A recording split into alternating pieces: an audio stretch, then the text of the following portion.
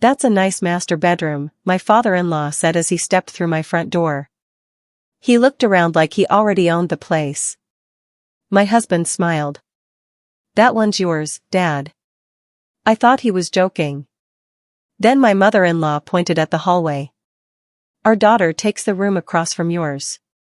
Before I could speak, my husband held out his hand. "Claire, go get Dad a set of keys." Everyone looked at me. Nobody asked what I wanted. I stood up, smiled, and said one sentence. The color drained from my father-in-law's face before anyone else understood why. People think serving in the army teaches you to survive danger. It does. After 20 years in uniform, I learned the deepest wounds rarely come from strangers. They come from people sitting across your own dinner table. My name is Claire Bennett. I'm 42. I wore the same uniform for half my life. I stood in deserts where wind carried sand like blades. I slept in tents that rattled under storms. I missed birthdays, anniversaries, and funerals. I never expected the hardest battle to start inside my own living room. Not a battlefield. My home. My parents weren't wealthy. My father spent 38 years fixing diesel engines. My mother taught second grade for almost 40 years. Both of them worked every single day. When I enlisted at 22, my father hugged me longer than ever. "You'll always have a home," he whispered. I thought he meant his house. 20 years later, I understood what he really meant. A few months after my 20th year of service, my parents invited me to lunch. My father slid an envelope across the table. Inside was one house key. My mother smiled through tears. "We wanted to give you something no deployment can take away." Dad drove me 20 minutes across town. The house sat at the end of a maple-lined street. White siding. A wide porch. A blue door. A backyard big enough for barbecues and grandchildren. I cried harder than after any promotion I received. My parents skipped vacations, delayed a new truck, refinanced their own mortgage to do it. "You spent your life protecting everyone else," Mom said. "Now someone gives you a place where nobody can take care of anyone except you." The deed sat solely in my name. At the closing, the attorney explained every page. I barely listened. I kept looking at my parents, wondering how many sacrifices hid behind their smiles.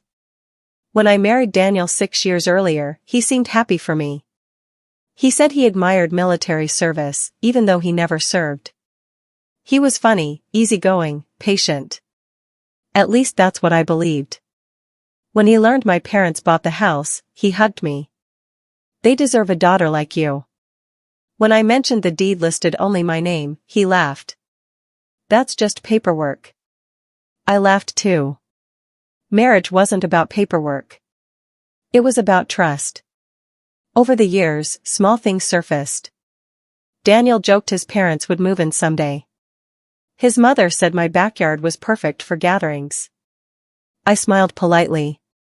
I thought it was harmless. Looking back, warning signs were everywhere. When Daniel said his parents wanted dinner and finally wanted to see the house, I felt excited. His father, Robert, was polite and old-fashioned. His mother, Nora, loved recipes, gardening, and church. She could be pushy sometimes. I spent 2 days preparing. I grilled steaks the way Robert liked them. I baked Nora's favorite peach cobbler. I polished my mother's silverware. Around 5, Daniel's parents pulled into the driveway. Daniel hurried outside before I reached the door. His excitement felt strange. Robert climbed out, adjusted his jacket, and stared at the house. His eyes moved from the roof to the porch to every window. He stepped inside without saying much. His fingers brushed the kitchen island. He measured the living room with his eyes. He looked toward the staircase, then toward the backyard. He nodded once. Then he looked at Daniel, not me. "This is bigger than I expected." Daniel smiled. "I told you you'd love it." I stood there with a serving tray, fighting the strange feeling in my stomach. Something about the way they looked at each other felt rehearsed. Like they were finishing a conversation that started before I walked in. Robert pointed toward the stairs. "Show me the upstairs." He didn't ask. He just started walking. Daniel followed. I set the tray down. Maybe he was curious. Anyone would want a tour. I kept telling myself that upstairs, but my gut already knew better. When I reached the second floor, Robert stood in the doorway of the main bedroom, hands folded behind his back. He slowly turned in a circle. Sunlight spilled across the hardwood. He nodded. "This room gets good morning light." "It does. My mom picked the colors." He barely heard me. He looked at Daniel. "This bed fits nicely." Daniel grinned. "I knew you'd like it." I caught Daniel watching his father with the eager look of a son hoping to earn approval. That look wasn't new. Robert stepped into the walk-in closet. Plenty of storage. The bathroom. Large shower. Back to the bedroom. He wasn't admiring the home. He was evaluating it room by room. Down the hallway, he opened every door. "This one's good size. Nice view from this window." He asked Daniel about insulation, heating, the water heater. Not once did he ask me. I felt like another guest. Downstairs, Nora arranged plates. "Oh, this kitchen is wonderful. Family holidays will be so much easier here." "Oh, they certainly will." The way she said "will" lingered. Dinner began pleasantly. The steak was complimented. The cobbler disappeared. For half an hour it felt almost normal. Then Robert leaned back. "Our house has become a lot to maintain." Daniel nodded right away. "I've been telling Claire that." "You have?" "You know, just mentioning it here and there. I didn't remember one serious talk about it." Robert kept going. "The stairs are getting harder on your mother." Nora sighed. "I nearly slipped last month." "Are you okay?" "Oh, I'm fine. But we can't stay there forever." Daniel reached across and patted his mother's hand. "You won't have to." There it was. Another sentence that seemed to start before I entered the conversation. Robert nodded, then quickly changed the subject. He asked about my latest assignment. The rest of dinner passed politely. Something refused to settle.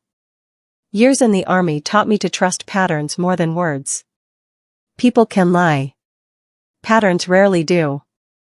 After dessert, Nora wandered into the backyard. "Oh, Claire, come look at these flower beds." I joined her outside. She slipped her arm through mine. "Families should stay together as they get older." She squeezed my arm. "Especially when there's plenty of room." Before I could answer, Daniel called us back. As we walked toward the house, I glanced through the kitchen window. Robert and Daniel stood alone in the living room. They stopped talking the instant they saw me. Both smiled. Too fast. That uneasy feeling returned. Not fear. Not yet. Just instinct. The instinct that kept me alive overseas. Something wasn't right.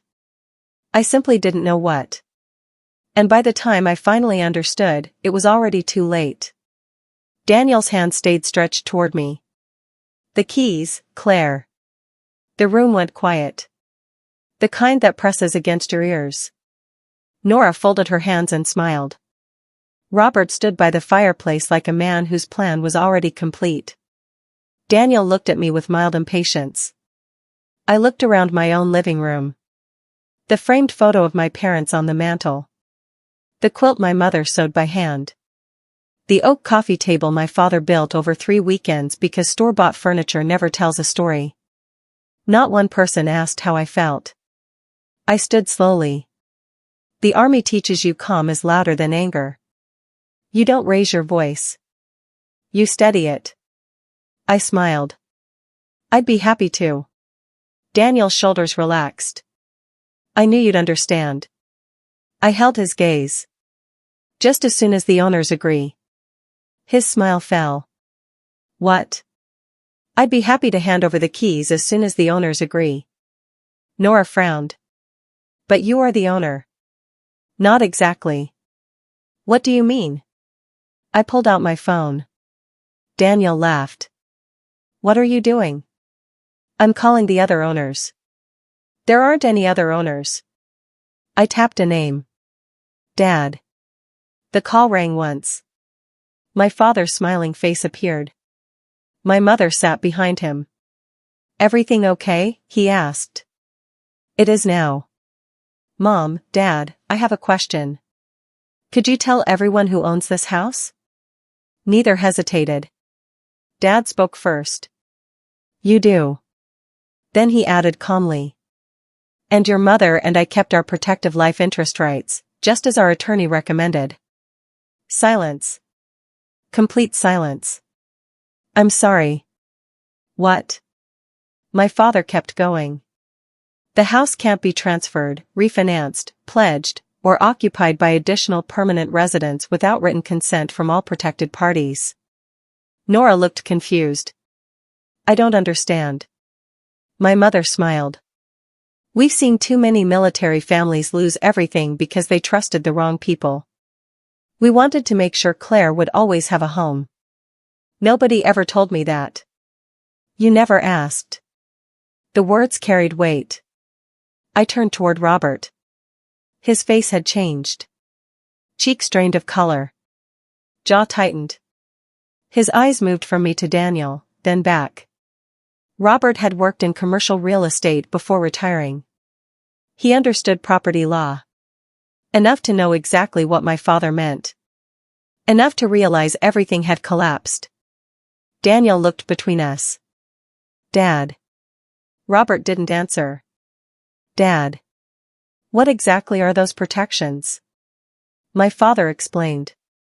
If Claire is pressured into transferring the property, if there's a marital dispute about ownership, or if someone tries to occupy the home against her wishes, those protections become immediately enforceable. That's ridiculous. No. It's called planning. Nora looked at me. You mean we couldn't simply move in? No. Daniel stepped closer. Why didn't you ever mention any of this? Because you always said the paperwork didn't matter. His mouth opened. Nothing came out. I remembered that conversation exactly. It's just paperwork. I'd believed it. Now it came back like a boomerang. Robert lowered himself into an armchair. For the first time all evening, he looked old. Not weak. Just tired. Claire, we can fix this. Daniel, Dad, say something. Robert stayed quiet for several seconds. Then he looked at his son. Did you know about this? No. Did you ever ask whose name was on every document? No. Did you ever ask whether Claire's parents had protected their investment? No. Robert closed his eyes briefly. His son had built an entire plan on assumptions. This doesn't change anything. It changes everything. No, we're family. Family asks. I was going to tell you when. No answer. After everyone moved in? Nothing. Dad spoke again. Claire. You don't owe anyone your home just because you're kind. I swallowed hard. Robert stood. His voice barely rose above a whisper. Daniel. His son looked relieved. Yeah. Robert's expression hardened. Don't touch another thing. The room froze. What? Robert didn't repeat himself. He looked around the house like someone realizing he had walked through a place where he had never been invited. No one spoke. The refrigerator hummed. The clock my mother insisted belong above the fireplace kept ticking. I thanked my parents and ended the call. The screen went black. I took a slow breath. The army trained me to separate emotion from facts. When reports conflicted, you didn't argue. You laid the evidence out. I think it's time we stopped pretending this evening is about showing your parents my house. What does that mean? It means this visit wasn't spontaneous. You're overthinking this. I'd heard those words before. In briefings. Whenever someone ignored warning signs, someone always insisted everyone was overthinking. I wasn't about to let it happen in my own life. I walked to the study and came back with my laptop. Daniel's expression flickered. What are you doing? I want to answer a question that's been bothering me. What question? How long this has been planned? I opened my inbox. I clicked a folder labeled Home. Months earlier, organizing paperwork, I had synced shared files Daniel asked me to back up. I hadn't looked closely at the time. After the upstairs tour, something pushed me to check them. I turned the screen so everyone could see. This email was sent 8 months ago. Robert leaned forward. Nora adjusted her glasses. Daniel stayed very still. I read out loud. Dad, I measured the upstairs today. The primary bedroom fits your furniture without any problem. I clicked the next message. Mom, you'll love the kitchen. Once Claire gets used to the idea, it'll feel like home for everyone. Then another. I'm thinking my sister can take the guest room on the east side. Then another. We'll probably convert Claire's office into a playroom for the kids. Then another. No need to rush. She hates conflict. Once we're all moved in, she'll eventually accept it. My voice never changed. No dramatics. Just facts. Nora covered her mouth. Robert slowly turned toward his son. Daniel looked like a man trying to remember how to breathe. Claire. I raised one hand. I'm not finished. I opened another folder. Floor plans. Furniture layouts. A moving checklist. Dates for selling Robert and Nora's house. A spreadsheet labeled moving budget. Even paint samples for what they called Dad's room, my bedroom. Robert stared at the screen. I've never seen these. Daniel swallowed. I was just making plans. You made decisions. There's a difference. I wasn't hiding anything. Really? His words collapsed under their own weight. When were you planning to tell Claire? I don't know. You don't know? I thought once everyone was here, she'd see how happy it made everyone. I felt something sink. He hadn't forgotten to ask me. He had never intended to. I closed the laptop. Daniel, were you ever going to ask whether I wanted 6 more people living here? I figured. I didn't ask what you figured. I asked whether you were ever going to ask. No. The honesty hit harder than another excuse would have. Nora cried quietly. I didn't know. I thought Claire had already agreed. I believed her. Most messages had been between Daniel and his father. Nora had been copied occasionally, but rarely part of it. Robert stayed locked on his son. Did you tell your mother we'd already discussed this with Emma? Daniel froze at his father's slip of the tongue, but his wife's face turned white with fury. You told me Claire wanted us here. I thought she would. Robert stood slowly. He carried disappointment. Not in me. In his own son. When I raised you, I taught you that a man's word matters. Daniel stared at the floor. I know. No. You don't. His voice never rose. You don't build a future by taking someone else's choices away. Not once did I make a major decision without asking your mother. Marriage isn't leadership. It's partnership. Nora wiped another tear. I honestly thought Claire invited us. I walked over and touched her hand. I know. Claire, we can fix this. Can we? We'll start over. What does that mean? I'll tell them they can't move in. You'll cancel a plan you never asked me about? That's not what I meant. I know. I took a breath. My entire career has been built on trust.